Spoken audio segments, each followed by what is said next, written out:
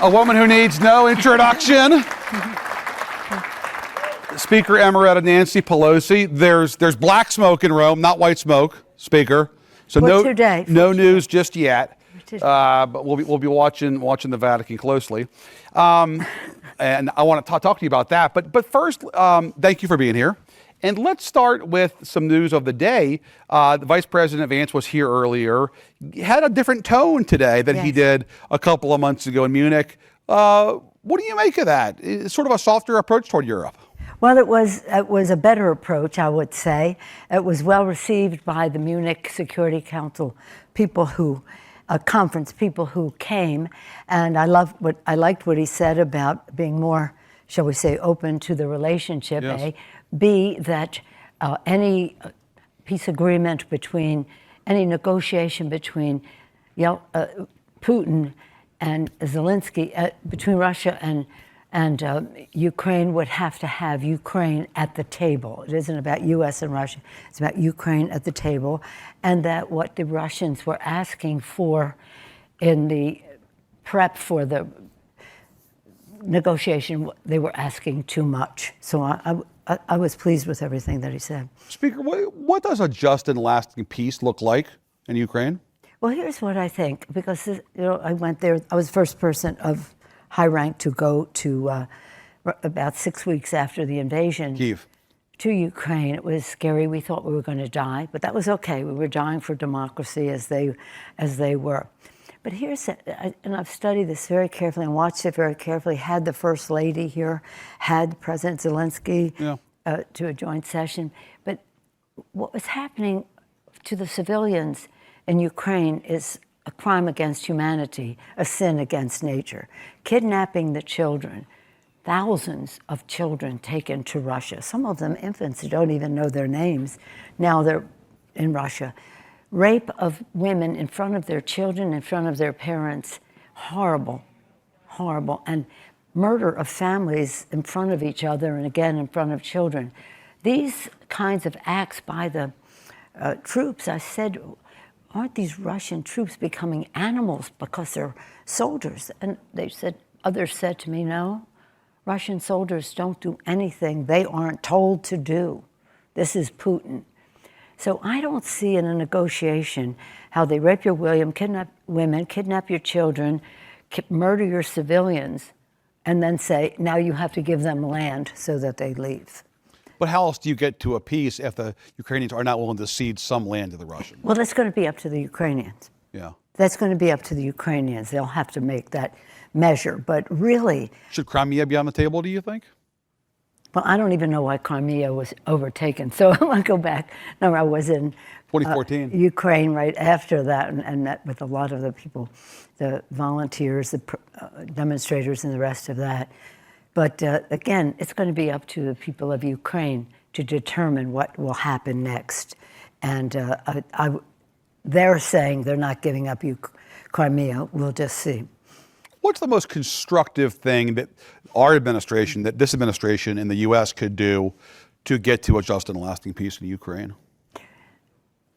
Speed, length of weapons, just strength for the Ukrainians to protect their country and then negotiate from strength. Have you talked to anybody in the administration, whether it's Secretary Rubio or the president, vice president, about this issue of Ukraine at all? No, I haven't. No, I've spoken to them through the airwaves, but I have not spoken to them in person. Yeah. No, that doesn't come as a surprise to you, does that? Well, I wasn't sure if they were still on your speed dial or not. Talk to me for a second about some of the other issues that obviously are clear and present in the minds of this conference. Greenland, for example, which obviously a part of our NATO alliance. The Danes are deeply concerned about our designs on Greenland. Is there a way to give everybody a way to save face on Greenland? Is there an opportunity for us to have additional bases, for example, for our military on Greenland? Perhaps a joint NATO operation with other Nordic countries and the U.S. in Greenland. Is that an option, do you think? Well, it depends on the people of Greenland. It's their territory. Now, I've been to Greenland. Before the vice president went several years ago, I brought a delegation, was the highest ranking delegation ever to go to Greenland, and we went because of the climate crisis.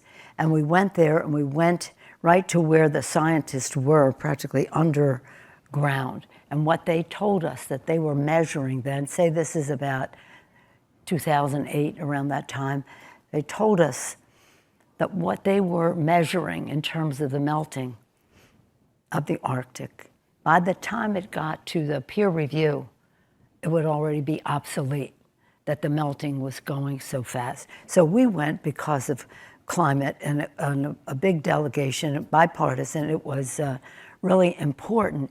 And if we had reached out to Greenland to talk about cooperating on security, on climate, right, on all of that would have been a very positive thing. I think that more people think that Elvis Presley is alive in the United States than Greenlanders who think they want to be part of the United States. It's like 6%. But is it in our geopolitical interest to have more of a military presence in Greenland, to have for example, cutters there, given how important the Arctic is going forward with the Chinese and the Russians? You know, the thing is again, this is their country, so it's up to them. We do have a important military base there. Right. Should we have more? That's a matter of negotiation with them. But you're so right. The Arctic is, when we were there, they told us, now this is again, 13 years ago or something, they told us where we were going by boat, we could have gone by sled, except it had all melted in the years, in the previous years. So the melting is happening there. Its impact on climate is important.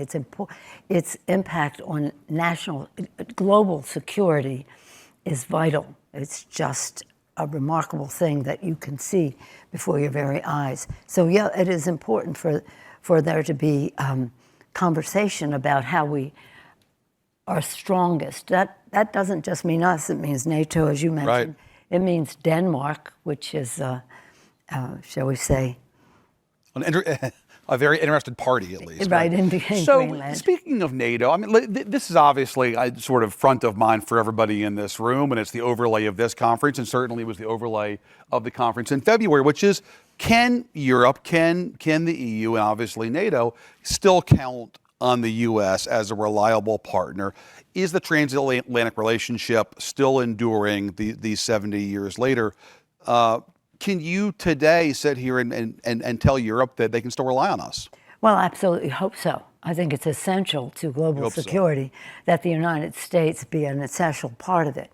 Tomorrow, the 7th, the 8th of May, is the 80th, not 70th, the 80th anniversary of the end of World War II. And since then, we've developed this incredible security alliance called NATO. And I was pleased when I was Speaker to have a Secretary General of NATO speak to a joint session of Congress, very well received at that time. And it's really essential for America to be a big part of that. And I don't think the door has been shut on that, even though there's been some comments that might not be preferable. Right. But I don't think they're dispositive of the issue. But imagine this, 80 years ago. I actually was saying this at an earlier speech or presentation for the conference, and I didn't realize there were so many Germans in the audience. No offense, but that's what we were celebrating, was the defeat of Nazism and fascism. Right. They didn't take it personally. Frankly, the Germans have said to us, from the president of Germany, the former former chancellors have said to me, "You not only freed yourself, Europe, you freed us." Right. You freed us. You don't think that when it comes to the transatlantic relationship, that President Trump reflects the American consensus? No, I don't. No, I think that, He's an aberration. well, it's an opinion.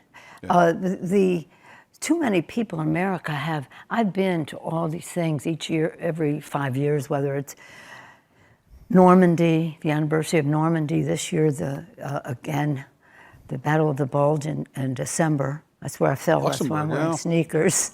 And the American people have a ownership of that wonderful triumph that was the victory in Europe, well, in Japan as well, but just talking about Europe right now for the transatlantic alliance. So I think that, and we're largely people from those countries. Right.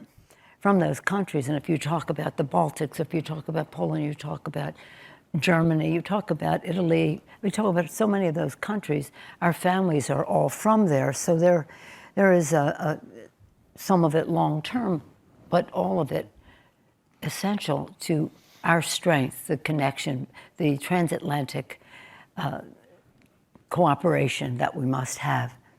And speaking of the Baltics, there's obviously deep concern there about that being the next destination that Putin would go to. Can you reassure the Baltic states that we'd honor our NATO commitments if Putin doesn't go into Estonia, for example? Well, since you mentioned Estonia, I had a meeting with the delegation from Estonia. I guess it was yesterday. I'm losing track of time. From Estonia, and they assured me they're not afraid. They're not afraid. They have had their recognition of the threat that Russia is and has been to them for a long time. But the Baltics and Poland have proximity. They're right there. And we visited Poland when we were there to go to Kyiv. And they just want to be fortified, and they want... Article 5 of NATO assures people that if they are invaded, that NATO will be there for them. And you're confident that we'd honor that? Just as they all honored it on 9/11. Right. They didn't ask us how much we were giving to NATO or anything else. They just honored Article 5. And are you confident that we honor that if the Russians... Yeah, I think so. You think so? Yeah. Okay. I mean, it is a commitment of the United States of America. Right. I know that there have been some doubt shed on it by certain things said, I don't know, frivolously or whatever, by the president when he was president before. I haven't heard him say it this term, right. But I do think that if we as the United States of America do not honor our commitments, I don't know how we expect people to honor their commitments to us. I was struck yesterday by the president's meeting with Prime Minister Carney from Canada, because obviously there was a sort of awkwardness in the room given the president's designs on Canada to be our 51st state. And obviously Carney ran a campaign saying that, hell no, we're not going to be the 51st state. But putting that aside, there was consensus in the room between Trump and Carney, I thought, when it came to the Canadians increasing their defense spending. And this is an important issue, obviously, that's on the mind of a lot of folks here, which is our NATO allies increasing their defense spending. Trump obviously does things in a unique fashion, but I was struck yesterday that Carney effectively said, you're kind of right about that, and we are going to increase our defense spending. Well, they have. They're like 5% of GDP, the Canadians. They really had been increasing their defense spending. A lot of this started under Obama, by the way, right. About saying everybody had to come up to 2%. And of course, the President Trump made that point very clearly that he wanted to see.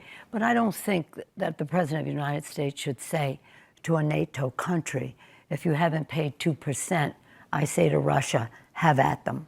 Let me ask you about a different part of the world, one that you've worked on for decades, and that's China. The vice president said today that we're trying to rebalance our interest in China to benefit the American worker. Tell me how concerned you are about this trade war with the Chinese, and tell me what's the end game. How can we best get to a resolution with the Chinese on trade initially, but more broadly in terms of the bilateral relationship? Well, in terms of trade, it has been we want to have fairness in trade.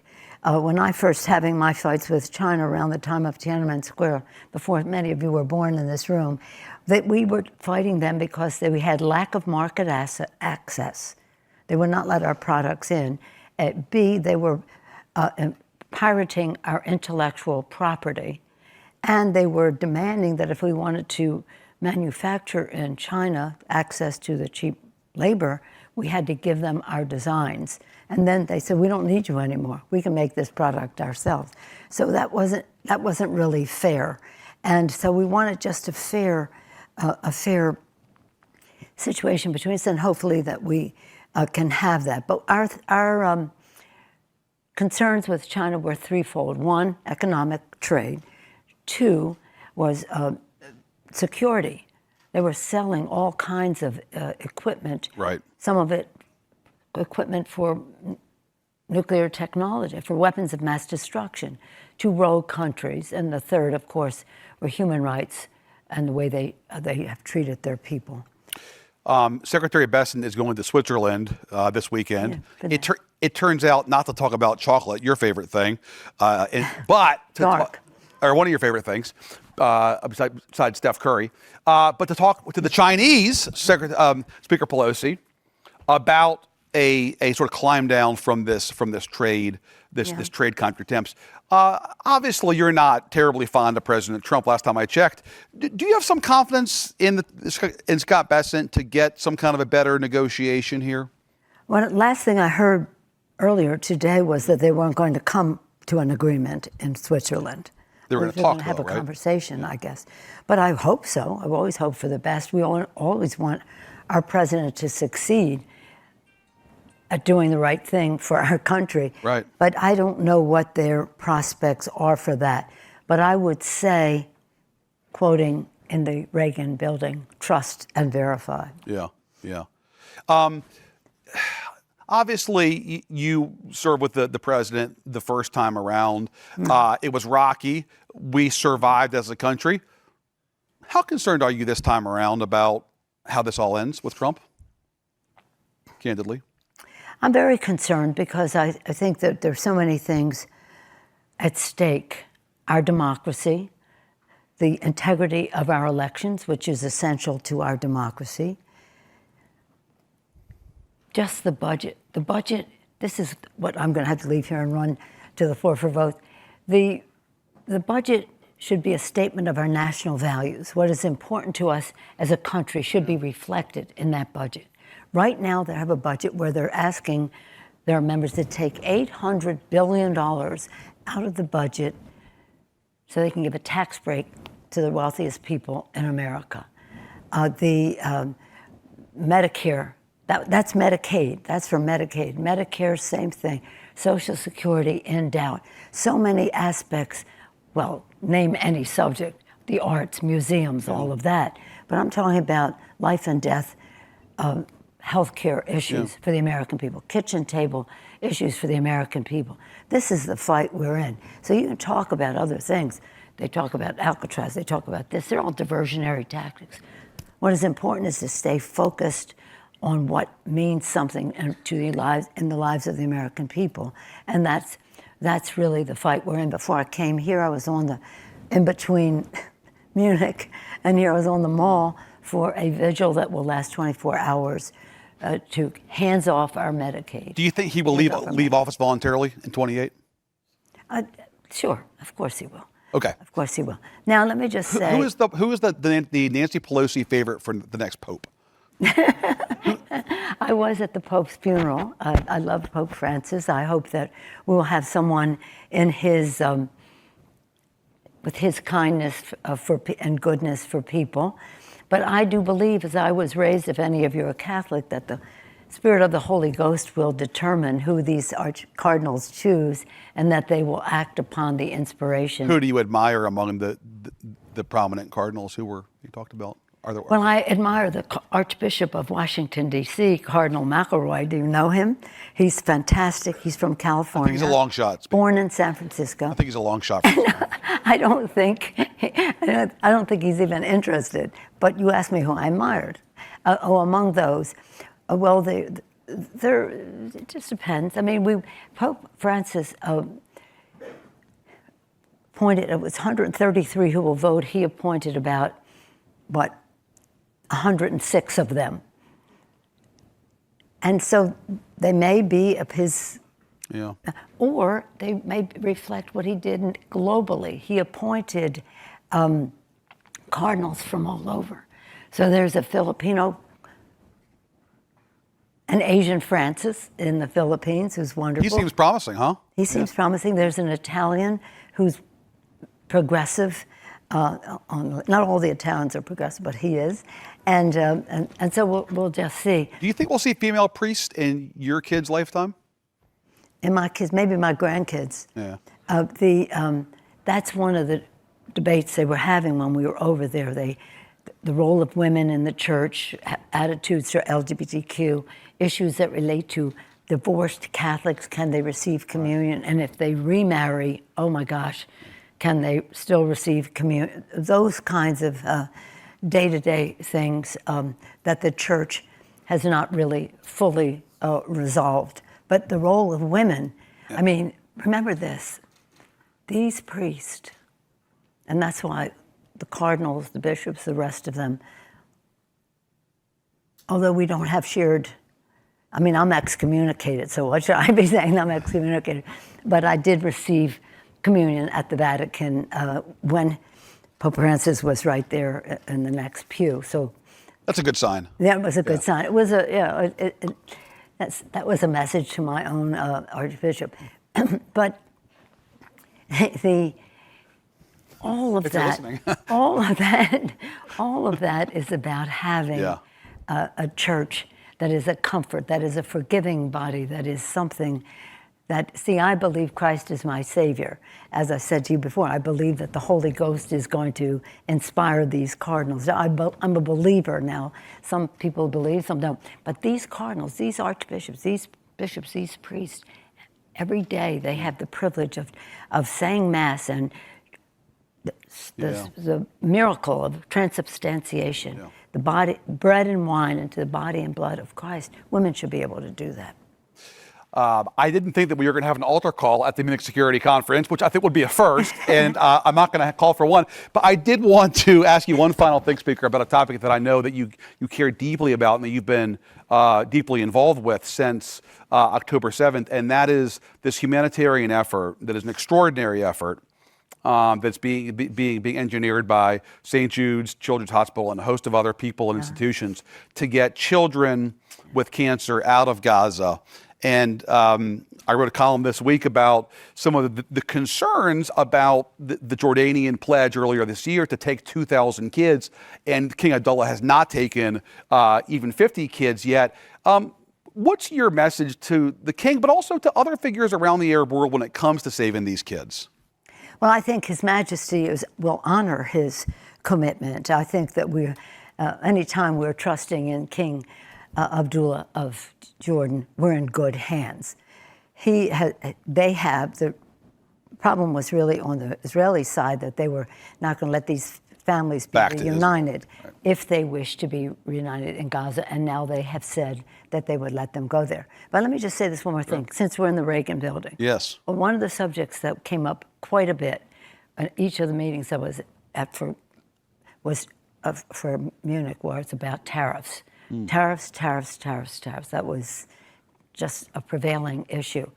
Well, since we're in the Reagan building, I have to read you Reagan's statement on this. And it won't take long. It'll just take a minute. And you served with President Reagan because you came to the Congress in '87. Yeah, I did. He was a gentleman, yes. Ronald Reagan, when he was a young man, and they passed the Smoot-Hawley law was in the 20s. How'd that go? And they told people that it was going to create jobs and do this and do that. And what it created was the Great Depression. So Ronald Reagan has always been against that. And when he voted for the first time, 21 years old then, he voted for Franklin Delano Roosevelt. Ronald Reagan, Franklin Delano Roosevelt.